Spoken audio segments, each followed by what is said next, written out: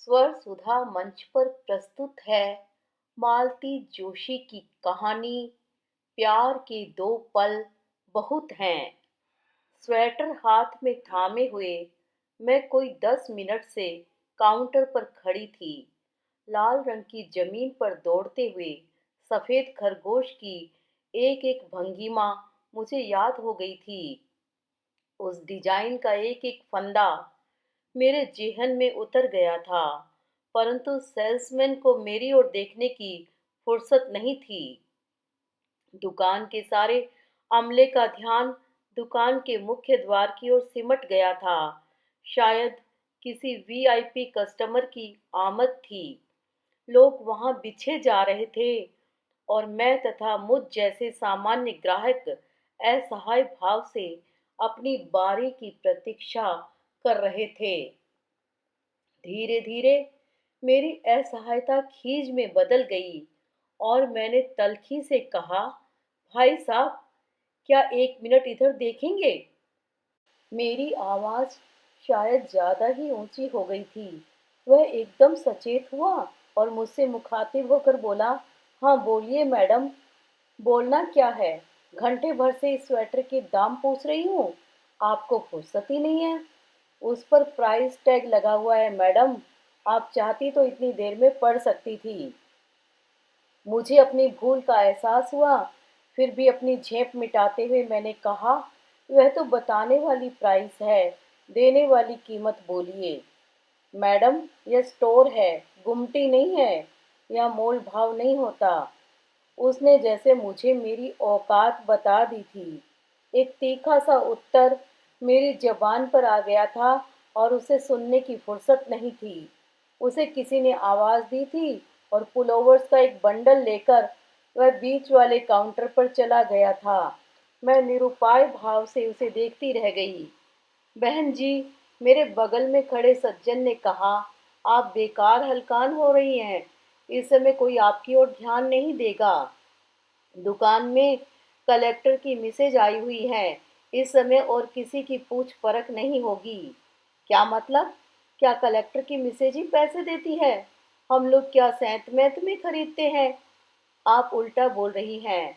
सैंत मैत में तो ये बड़े लोग ही खरीदते हैं, ऊपर से रोब भी झाड़ते हैं। भाड़ में जाए ऐसा रोब, मैंने कहा और पैर पटकते हुए बाहर चली आई। करीब दर्जन भर आंखें मेरी ओर घूम गई थी। शायद उनमें मिसेज कलेक्टर की भी आंखें हों, पर मुझे परवाह नहीं थी। मैं तो इतना ताव में थी कि अपने बच्चे को भी भूल गई थी। बेचारा बबलू घिसटता हुआ मेरे पीछे पीछे चला आया था।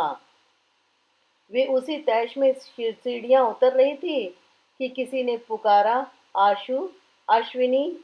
चौंक कर देखा। दुकान के लाउंज में सिगरेट की कश लेता हुआ एक सुदर्शन व्यक्ति खड़ा है। लोग हाथ बांधे उसके आसपास खड़े हैं। आशु, मुझे पहचाना नहीं? मैं रवि, मतलब रविशंकर माथुर, हमारे नए कलेक्टर। पेपर में पढ़ा तो था, पर पता नहीं था कि आप ही होंगे। मैंने मरियल सी आवाज में कहा, अच्छा, ये मैं आप कब से हो गया? और सुनाओ, यही हो आजकल? और ये आपके साहबजादे हैं, द ओनली चाइल्ड। बरखुरदार, अपना नाम बताइए। और इनके पापा कहाँ हैं? क्या करते हैं? मुझे याद नहीं कि उसने और क्या क्या पूछा। मैंने कितने प्रश्नों के उत्तर दिए, कैसे दिए। बाद में लगा कि अच्छा होता कि उसकी किसी भी बात का जवाब न देती, सीधे पीठ फेरकर चली आती। उसके प्रजाजनों के सामने उसकी अच्छी किरकिरी होती। पर वह मुलाकात इतनी अप्रत्याशित थी कि उस समय तो मैं बौखला ही गई थी। वह तो मुझे अपनी पत्नी से भी मिलवाना चाह रहा था, पर मेरी जरा भी इच्छा नहीं थी। मिसेज कलेक्टर के सम्मान में अभी भीतर जो नाटक हो गया था, उसकी उसे जानकारी नहीं थी। पर उस औरत से सामना करने का मुझे न हौसला था, न शौक ही था। कितनी हसरत से, कितनी हिम्मत जुटाकर शहर की उस सबसे महंगी दुकान में पांव दिया था। इस बार तय कर लिया था कि अपने लाडले की 5वीं वर्षगांठ पर इसी दुकान से ड्रेस खरीदूंगी। पर सारा मूड हवा हो गया। मन तो हुआ था सीधे घर लौट जाऊं, पर बबलू जो साथ में था उसे निराश करने की तो मैं कल्पना भी नहीं कर सकती थी। और उसे तो सिर्फ कपड़ों से मतलब था, खिलौनों से मतलब था। सस्ती महंगी दुकान से उसे कोई फर्क नहीं पड़ना था। लिहाजा अपने को ठेल कर मैं दुकानों में जाती रही, केक का ऑर्डर दिया, रिटर्न गिफ्ट के लिए चीजें खरीदी, नाश्ते का सूखा सामान लिया, फिर उसकी मनपसंद ड्रेस लेकर हम घर लौट आए। चलते चलते उसने एक गन की भी फरमाइश कर दी थी, सो वह भी पूरी करनी पड़ी। लौटकर खाना बनाने की ताकत नहीं थी, सो मैं पाव भाजी लेती आई थी। खाकर मैं तो निढाल होकर बिस्तर पर लेट गई। बबलू अपनी गन से कारगिल खेलता रहा। मैं मुग्ध भाव से उसका एकल अभिनय देखते हुए दुकान का अप्रिय प्रसंग भूलने की चेष्टा करती रही। बिस्तर पर लेटे लेटे जब मैंने अपने मन को ईमानदारी से टटोला, तो पता चला दुकान में जो घटा वह अप्रिय तो था, पर अप्रत्याशित नहीं था। हम मध्यम वर्गीय खरीदारों को तो दुकानदारों के ऐसे तेवर झेलने की आदत होती है। मन में जो कसक रहा था वह कुछ और ही था। उसका सीधा संबंध रवि से था। आदरणीय रविशंकर माथुर, जिलाधीश जी। जीवन के इस मोड़ पर टकराने की क्या जरूरत थी? एक वक्त था जब मैंने आपका साथ चाहा था, पर उस समय तो आप मुंह मोड़ गए थे। मैंने महत प्रयास से उस अध्याय को जिंदगी की किताब से फाड़ फेंका था। मन को एकदम कोरा बनाकर उस पर एक नई इबारत लिखनी शुरू की थी। मेरे इस सायास आयोजन में आपकी दखल अंदाजी क्यों? अनचाहे मन अतीत की ओर लौट गया। कितनी पुरानी बात थी, 20-22 साल तो हो ही गए होंगे, पर वह दंश, वह घाव जैसे आज भी उतना ही ताजा है। एमए प्रीवियस में पढ़ रही थी मैं। उस दिन फाइनल वालों का फेयरवेल डिनर था। बन संवर कर मैं ठीक 7 बजे हॉल पर पहुंच गई थी। कार्यक्रम की कंपेयरिंग मुझे ही करनी थी, मुझे और रवि को। हम दोनों ने जैसे कॉलेज की हर फंक्शन का ठेका ले रखा था। फिर ये तो हमारा अपना कार्यक्रम था। रवि, आ जाओ, थोड़ी स्क्रिप्ट की आउटलाइन बना लेते हैं। मेरी इस बात का जवाब दिया नरेंद्र ने। बोला, उससे क्या फेयरवेल स्पीच करवाती हो? बल्कि तुम्हें तो उसके लिए भी एक फेयरवेल नोट बनाना चाहिए। एक बुके उसके लिए भी मंगवाओ। मतलब मतलब मेरा यार दिल्ली जा रहा है। मैंने प्रश्नार्थक दृष्टि से रवि की ओर देखा। बड़े बेलौस अंदाज में बोला, हाँ आशु, नरेंद्र ठीक कह रहा है, मैं दिल्ली जा रहा हूँ। लेकिन क्यों? आईएएस की कोचिंग के लिए। छोटे चाचा आजकल वहीं हैं। उन्होंने कहा है कि आईएएस अगर करनी है तो यहाँ आकर कोचिंग लो। तो क्या परीक्षा नहीं दोगे? फाइनल होता तो शायद दे भी देता, पर अब 1.5 साल बर्बाद करने में कोई तुक नहीं है। ये 2 साल वहाँ लगा लूँ दूंगा तो जिंदगी बन जाएगी। मुझे और भी बहुत कुछ पूछना था, पर तभी छात्रों का एक हुजूम सा भीतर दाखिल हुआ और बात वहीं खत्म हो गई। बात क्या, मेरा तो पूरा मूड ही खत्म हुआ। उस दिन का सारा कार्यक्रम मैंने बड़े बेमन से निपटाया। रवि लेकिन बहुत खुश था, पूरे समय चहक रहा था, लोगों की बधाइयाँ ऐसे स्वीकार कर रहा था मानो सचमुच सिलेक्शन हो ही गया हो। मुझे उसके जाने का दुख ज्यादा था या कि अपने अहम को ठेस पहुंचने का, यह मैं खुद ही तय नहीं कर पा रही थी। पर एक बात तय है कि इतनी बड़ी खबर किसी तीसरे के मुंह से सुनना मुझे अच्छा नहीं लगा था। 2 दिनों तक मैं उससे बात करने को तरसती रही, पर मौका ही न मिला। पता लगा टीसी आदि निकलवाने में व्यस्त है, मतलब कि जाने की पूरी तैयारी हो चुकी है। मेरा तो कलेजा मुंह को आने लगा। तीसरे दिन मैंने उसे पकड़ ही लिया। हस्बे मामूल दोस्तों से घिरा हुआ था। चटर्जी सर का पीरियड था, जिसे हम दोनों कभी मिस नहीं करते थे।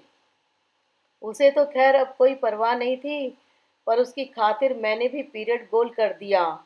सारा संकोच त्याग कर सीधे सामने जाकर खड़ी हो गई। रवि, जरा मेरे साथ लाइब्रेरी तक चल सकोगे न? वह चौंक पड़ा, फिर संभल कर बोला, क्यों, आज क्लास में नहीं जाना है? नहीं, लाइब्रेरी में जरूरी काम है। वह मना नहीं कर सका। यार लोग भी समझदारी से तितर बितर हो गए। चलो, उसने कहा और साथ हो लिया। मैंने सीधे कैंटीन की राह पकड़ ली। तुम तो लाइब्रेरी जा रही थी न?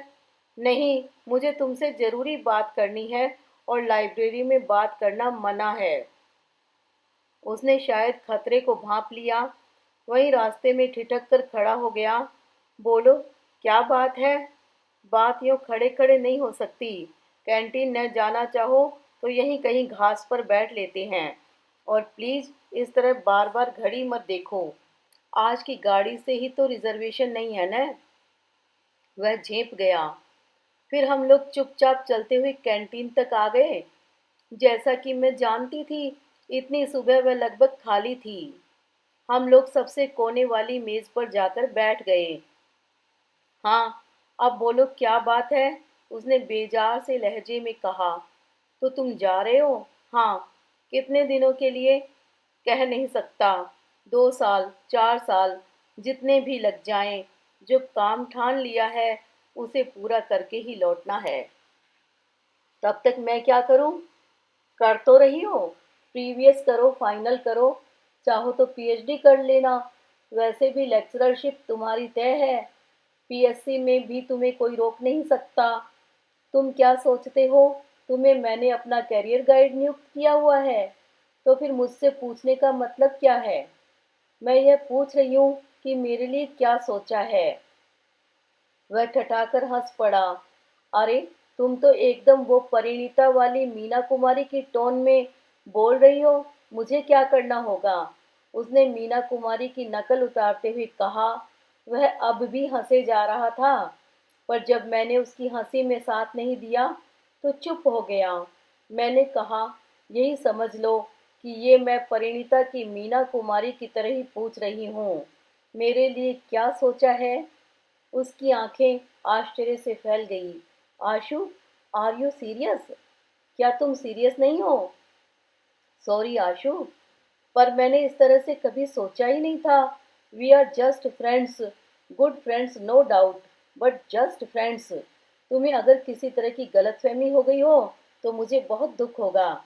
मैं अपने आप को कभी माफ नहीं कर पाऊंगा। लेकिन मैं सच कहता हूँ कि इस तरह की बात कभी मेरे मन में उठी ही नहीं। I think we are too young for such things. उसके बाद वह कब उठकर चला गया मुझे पता नहीं। मैं पत्थर की मूर्ति की तरह देर तक अपनी कुर्सी पर बैठी रही। मुझे सिर उठाते भी शर्म आ रही थी। लग रहा था जैसे यहाँ उपस्थित सभी ने मेरे अपमान का नाटक देख लिया है। इस कैंटीन के दरो दीवार भी मेरी फजीयत के चश्मदीद गवाह हैं। उसके बाद दोबारा मैं उस कैंटीन में पांव रखने की हिम्मत नहीं जुटा पाई। उसके बाद मुझ में कॉलेज जाने का भी हौसला बाकी न था, पर प्रिपरेशन लीव ने मुझे उबार लिया। हफ्ता भर मैं बिस्तर में ही पड़ी रही। संगी साथी हालचाल पूछने भी आए तो किसी को भी मेरे झूठ पर शक न हुआ। मेरी शक्ल सचमुच 6 महीने के बीमार की सी निकल आई थी। चेहरे की सारी रौनक हवा हो गई थी। इसी दौरान हमारे ग्रुप ने रवि को एक फेयरवेल भी दे डाला। मेरे जाने का सवाल ही नहीं था।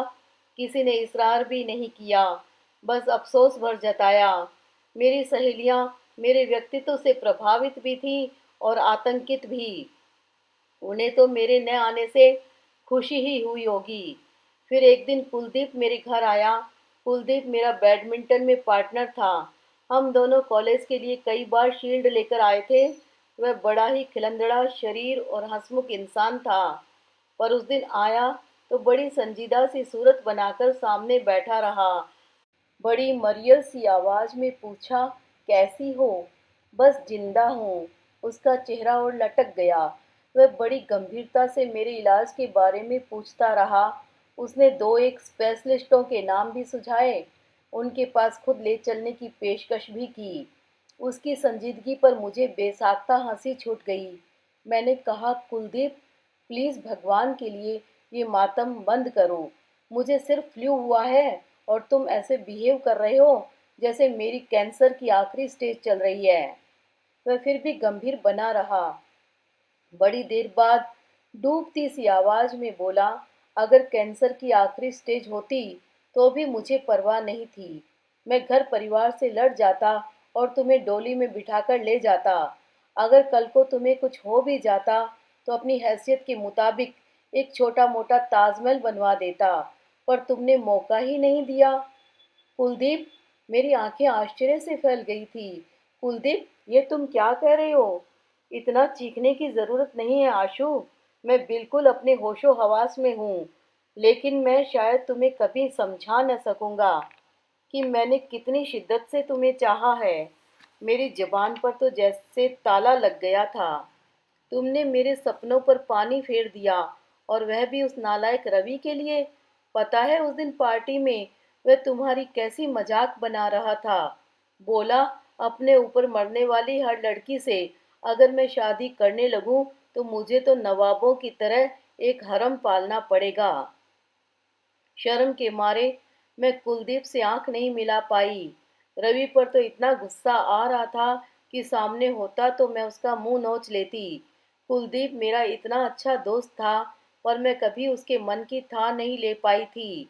शायद इसी तरह रवि भी मेरे मन की बात नहीं जान पाया होगा। लेकिन इसका मतलब यह तो नहीं कि वह मेरी भावनाओं का इस तरह मखौल उड़ाता। मैंने एक साथ दो दोस्त खो दिए थे। जिंदगी एकदम वीरान हो गई थी। पढ़ाई से जी उचट गया था। कोई मुनासिब सा बहाना मिलता तो मैं परीक्षा भी नहीं देती, पर मजबूरी थी। रिजल्ट देखकर मुझे कोई आश्चर्य नहीं हुआ, क्योंकि मैं जानती थी कि मैं क्या करके आई हूँ। पर घर वाले सख्ते में आ गए। पापा तो रिवॉल्यूशन की जिद पर अड़े थे। बड़ी मुश्किल से उन्हें मनाया जा सका। फाइनल तक आते आते मन का गुबार काफी हल्का हो चला था।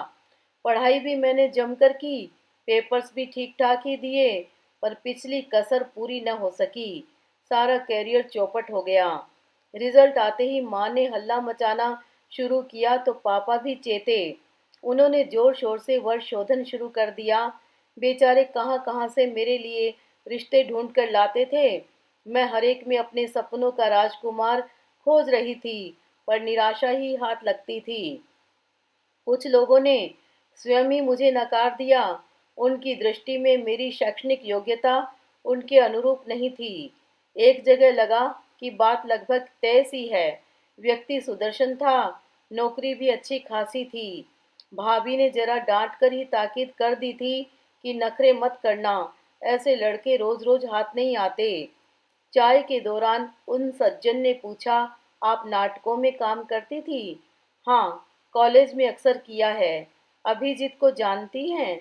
हाँ, हम दोनों ने एक दो प्लेस साथ में किए हैं। फिर तो वह आदमी ऐसे चुप हो गया जैसे मुंह में जबान ही न हो। जाते जाते भैया से कह गया कि हमारे भरोसे न रहें। बाद में पता चला कि यहाँ आने से पहले अभिजीत वर्मा ने उसे मेरे बारे में काफी कुछ बताया था। वह काफी कुछ क्या था पता नहीं, पर वह मनगढ़ंत तो था ही। बाद में पता चला कि मैं एक मेधावी छात्रा थी, अच्छी वक्ता थी, उत्तम खिलाड़ी थी। बीए फाइनल में मैंने सर्वोत्तम छात्रा का खिताब भी जीता था। मेरी लोकप्रियता पर मुझे और परिवार वालों को नाज था, पर अब उसी का नकारात्मक पहलू सामने आ रहा था। हमारा समाज इतना खुलापन, इतनी लोक मान्यता बर्दाश्त नहीं करता। शादी के मामले में तो बिल्कुल ही नहीं। मुझे एकाएक उन आयोजनों से, उस चर्चा से वितृष्णा हो गई। मैंने बीएड करने की ठान ली। उन दिनों प्रवेश परीक्षा का चक्कर नहीं था। मुझे आसानी से प्रवेश मिल गया। बीएड के बाद सरकारी नौकरी मिलने में भी दिक्कत नहीं हुई। पहली पोस्टिंग इसी सुदूर कस्बे में हुई थी। माँ की इच्छा थी कि मैं किसी स्थानीय स्कूल में नौकरी कर लूं। पैसा कम मिलेगा तो क्या, अलग गृहस्थी का खर्च भी तो बचेगा। शादी के लिए दौड़ धूप करने में भी आसानी होगी। इसी दौड़ धूप से तो मैं बचना चाहती थी। मैंने सरकारी नौकरी की जिद नहीं छोड़ी। पापा थे तब तक मेरे स्थानांतरण के लिए हाथ पैर मारते रहे। 2 साल बाद उनकी भी मृत्यु हो गई। माँ मेरे पास आ गई। शादी का प्रसंग टलता चला गया। मम्मा, पापा कब आएंगे? बबलू मेरे गले में अपनी दोनों बाहें डालकर पूछ रहा था। मैं एकदम चौंक कर उठ बैठी। मेरी शादी का प्रसंग टला कहाँ? उसका उपसंहार तो यहाँ सामने बैठा हुआ है। बताओ न मम्मा, पापा कब आएंगे? मैंने घड़ी की ओर देखा। बाप रे, 11:15 हो रहे थे। 11 बज रहे हैं बेटा, तुम अभी सोए नहीं? मैं पापा के पास सोऊंगा। पापा तो सुबह आएंगे बेटे, अभी तो वो बस में बैठे होंगे। तुम सुबह उठोगे न, उससे पहले ही वे पहुंच जाएंगे। प्रॉमिस? नींद से बोझिल पलकों को झपकाते हुए उसने पूछा। प्रॉमिस, मैंने कहा। मेरी ओर से आश्वस्ति पाते ही उसने पलकें मूंद ली। थोड़ी ही देर में उसकी नाक बजने लगी। मैंने बड़े विश्वास के साथ पापा की ओर से प्रॉमिस कर दिया था, क्योंकि जानती थी कि वे अपने बेटे के जन्मदिन पर जरूर आएंगे, भले ही उन्हें बॉस से लड़ जाना पड़े। घर परिवार को समर्पित औरतें तो बहुत मिल जाती हैं, पर पुरुष बिरले ही नजर आते हैं। खासकर उनका बच्चे के प्रति ममत्व तो अगाध है। उसकी तुलना में मैं 19 ही बैठती हूँ। उनका अपना परिवार बहुत जल्दी बिखर गया था, इसलिए वे इतने भावुक हैं। 10 वर्ष की उम्र में माँ को और 14 वर्ष की आयु में पिता को खोकर इन्हें बहन की शरण में जाना पड़ा। बहन तो अपनी थी, स्नेहमयी थी, पर उस परिवार में वे कभी सहज न हो सके। उनके जीजाजी ने उन्हें कभी यह भूलने नहीं दिया कि वे दूसरों की रोटियों पर पल रहे हैं। जीजाजी हमेशा अपने स्वर्गीय सास ससुर को कोसते ही रहते कि इतनी बड़ी जिम्मेदारी तो सौंप गए, पर खर्चने के लिए एक फूटी कौड़ी भी नहीं छोड़ी। इन्होंने किसी तरह ग्रेजुएशन तक सब्र किया, फिर जो पहली नौकरी हाथ लगी पकड़ ली और घर छोड़ दिया। पर जहां भी रहे आधा वेतन बहन को बराबर भेजते रहे। 10 साल बाद जब जीजाजी न रहे, तब बहन ने ही इसरार किया कि अब यह दान खाता बंद करो। मेरे बेटे कमाऊ हो गए हैं, अब तुम अपनी जिंदगी संवारो। बहन ने ही आगे बढ़कर शादी के लिए पहल की। उन दिनों मेरी शादी की चर्चा भी फिर से प्रासंगिक हो चली थी। माँ बीमार चल रही थी, मरने से पहले मेरे हाथ पीले कर देना चाहती थी। घर परिवार का, बेटी बहू का सुख भोगना चाहती थी। मुझे भी लगा कि माँ के बाद तो मैं यहाँ एकदम अकेली पड़ जाऊंगी, सो मैंने हामी भर ली। भाभी भुन भुनाई भी, कितने अच्छे अच्छे रिश्ते आए थे, तब नखरे करती रही। भाग्य में बाबू ही लिखा था, तो कोई क्या करे। मुझे लेकिन कोई मलाल नहीं था, अफसर हो या बाबू। मेरी मांग में सिंदूर देने वाला कोई मिल गया था, यही बहुत था। उस सिंदूर की छाया में अब निरापद मैं अपना अकेलापन काट सकूंगी। सालों से कस्बे के उस स्कूल में पढ़ा रही थी, बुढ़ा रही थी। 32 साल की उम्र में सपने तो सब हवा हो गए थे। शादी बस एक समझौता था। परिस्थितियों से मैंने इस शादी से कोई उम्मीद नहीं बांधी थी, पर मेरे नए नवेले पति ने मुझे एक बार फिर सपनों की दुनिया में पहुंचा दिया। शादी के बाद वे मुझे मसूरी घुमाने ले गए। उन्होंने मुझे उपहारों से लाद दिया, महंगे होटल्स में खाना खिलाया, टैक्सी में दर्शनीय स्थलों की सैर कराई। वे 8 दिन मेरे जीवन के सबसे अच्छे दिन थे। मैं खूब एंजॉय कर रही थी, पर मन में एक बात बार बार उठ रही थी कि इतनी साधारण सी नौकरी वाला यह शख्स कि इतना शाह खर्च कैसे है। जरूर कोई ऊपरी आमदनी का जरिया होगा, पर वह समय इतनी ऊंच नीच सोचने का नहीं था। हर क्षण को भरपूर जी लेने का था। पर हर सपना कभी न कभी टूटता ही है। हमारी छुट्टियां भी समाप्त होने को थी। नौकरी पर लौटने से पहले पति का घर देखने की इच्छा हुई, क्योंकि शादी तो ननद जीजी के घर से ही हुई थी। असली ससुराल तो वही थी जहां पतिदेव का निवास था। छुट्टी के आखिरी 2-3 दिन हमने वहीं बिताए। उस रात मैंने खाना बनाया तो वे अपलक मुझे ताकते रहे। खाना खाते समय इतनी तारीफ की कि मैं संकोच से गड़ ही गई।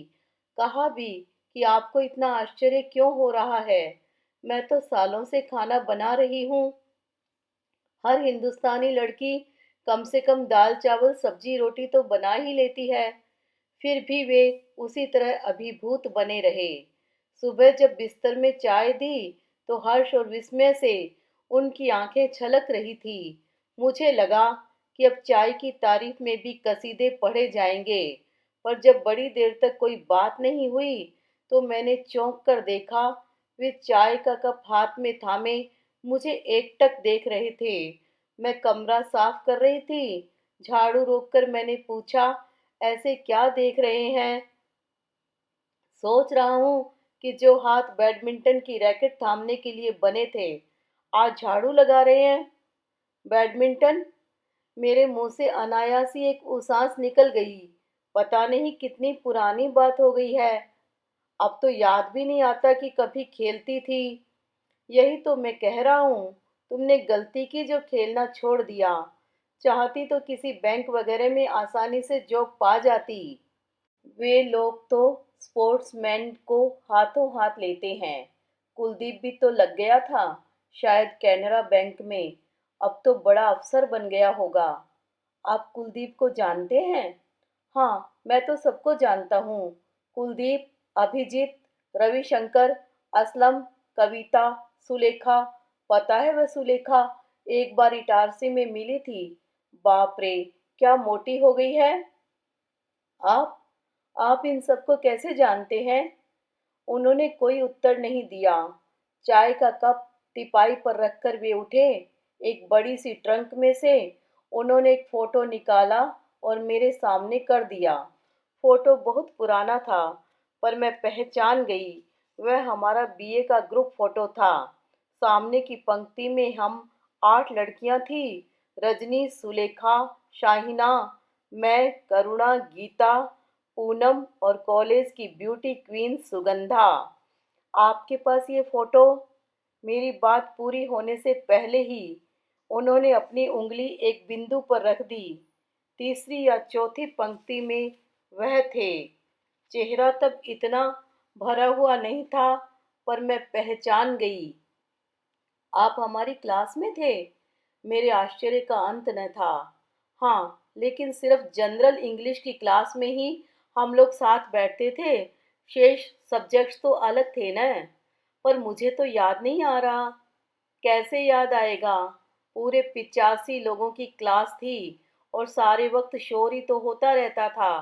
कैसे कैसे तो लोग पढ़ाने आ जाते थे। Saxena sir, Awasthi sir. बस रोल कॉल होने तक लोग क्लास में बैठते थे।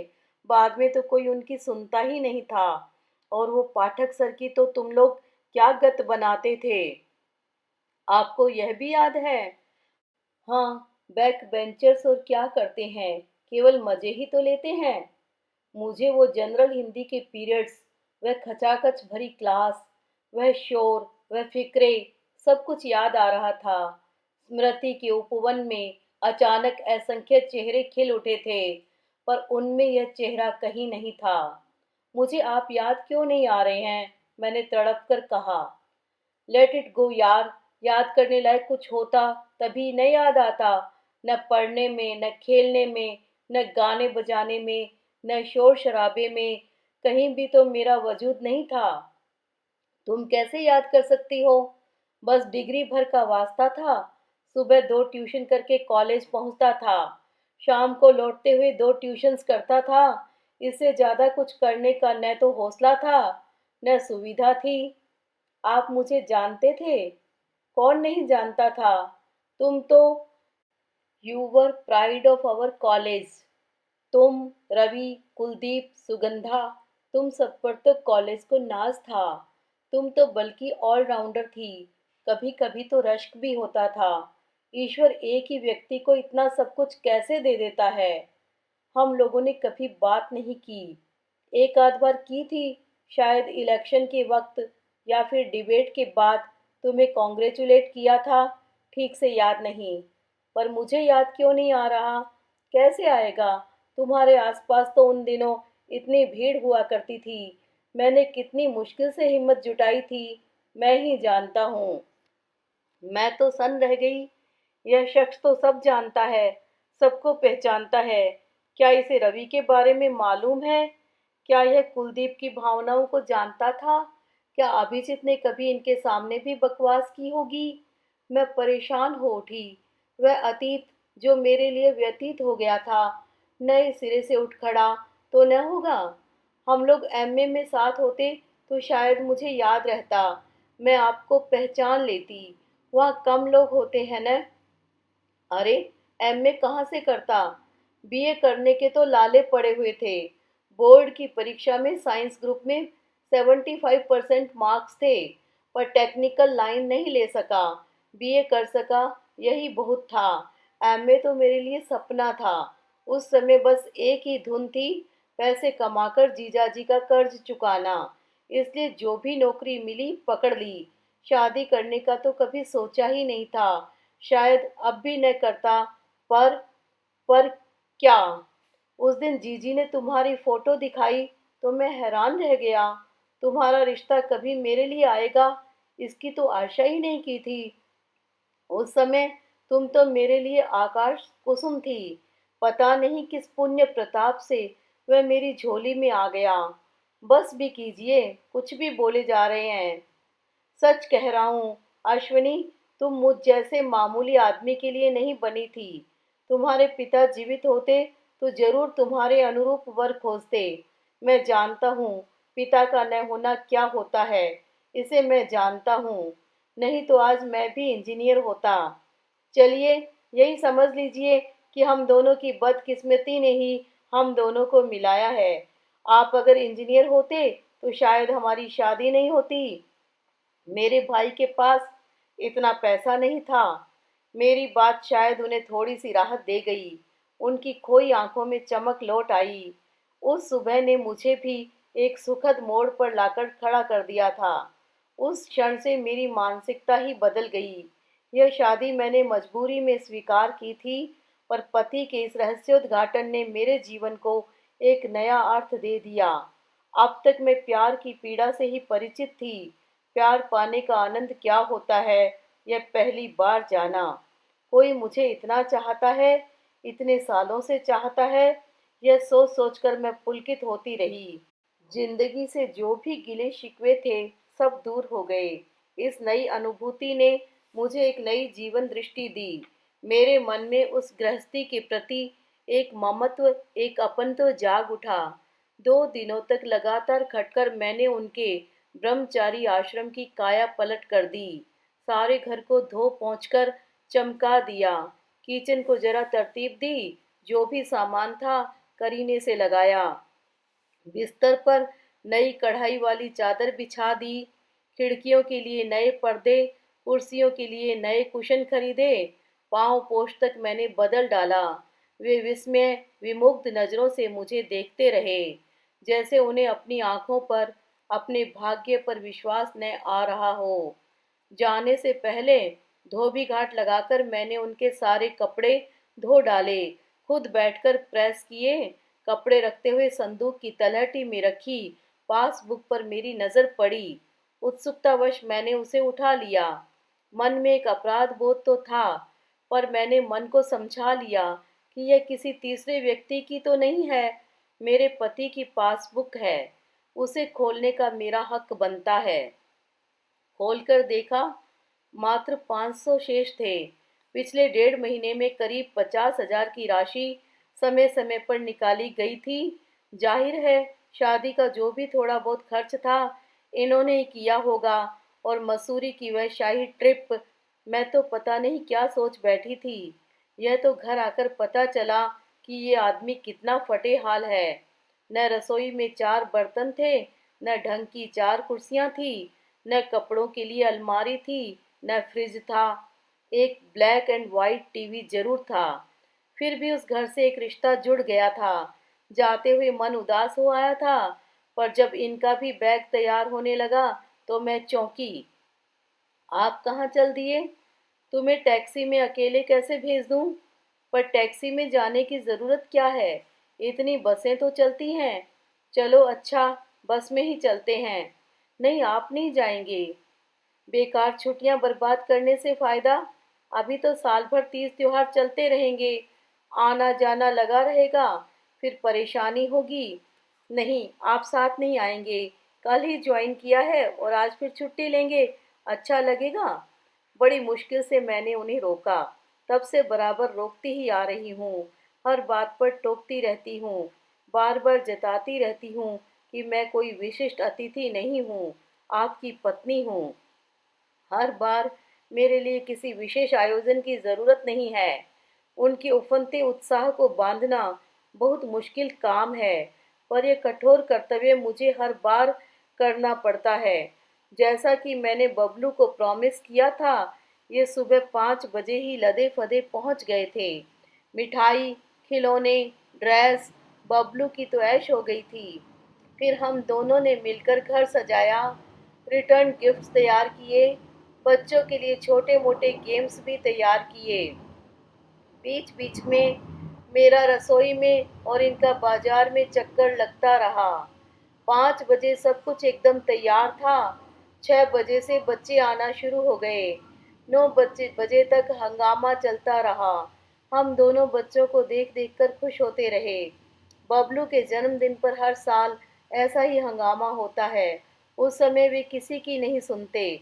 मुझसे कहते, देखो तुम्हारी हर बात मैं मान लेता हूँ, पर इस काम के लिए टोका मत करो। साल में एक बार मुझे अपने मन की सी कर लेने दो। मेरे बहुत से अरमान हैं, उन्हें खुलकर निकल जाने दो। उनका अतृप्त बचपन कभी उनका पीछा नहीं छोड़ता।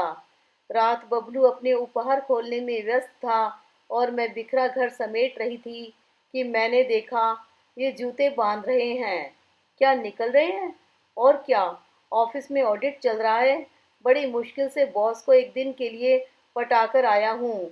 हमारी बातचीत से बबलू का ध्यान बटा। वह दौड़कर आया और पापा के गले में झूलता हुआ बोला, पापा, आप फिर जा रहे हैं? गंदी बात। आप अपना ऑफिस यहाँ क्यों नहीं ले आते? ले आएंगे बेटा। भगवान ने चाहा तो दिवाली तक मेरा ऑफिस यहीं आ जाएगा। मतलब? मैंने पूछा।